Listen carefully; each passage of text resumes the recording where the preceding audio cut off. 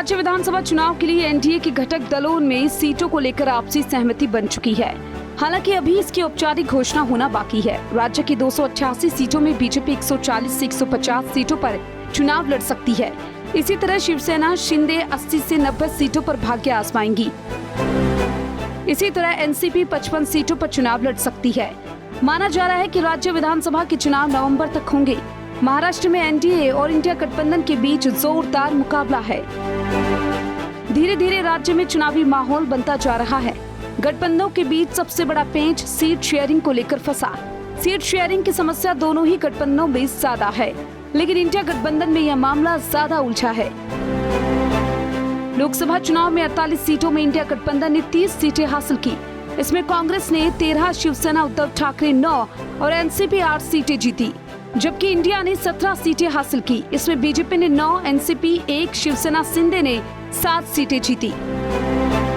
लोकसभा चुनाव के बाद दोनों गठबंधनों में विधानसभा सीटों को लेकर काफी खींचतान देखने को मिली। इंडिया गठबंधन में कांग्रेस ने लोकसभा में मिली सफलता के बाद राज्य की अधिक सीटों पर चुनाव लड़ने की इच्छा जताई है, लेकिन दूसरी तरफ शिवसेना यूबीटी के नेता उद्धव राज्य में नेतृत्व चाहते हैं। इस आधार पर वह भी अधिक से अधिक सीट पर चुनाव लड़ने की इच्छा जता रही हैं।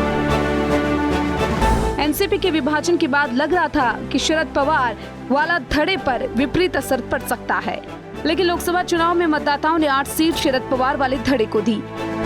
एनसीपी शरद भी राज्य का नेतृत्व सुप्रिया सूले को देना चाहती है। इसी आधार पर सीटों को लेकर तकाजा कर रही है। इंडिया गठबंधन में अभी स्थिति स्पष्ट नहीं हुई है। लोकसभा चुनाव में एनडीए के खेमे में बीजेपी के लिए परिणाम अच्छा नहीं रहा। बीजेपी केवल 9 सीटें जीत पाई। इसी तरह एनसीपी से बगावत कर एनडीए में आने वाली अजीत पवार भी केवल 1 सीट दिला सके। लेकिन जहां तक शिवसेना शिंदे का सवाल है, उसे चुनाव में अच्छी सफलता मिली है। शिवसेना शिंदे ने 7 सीटें हासिल की।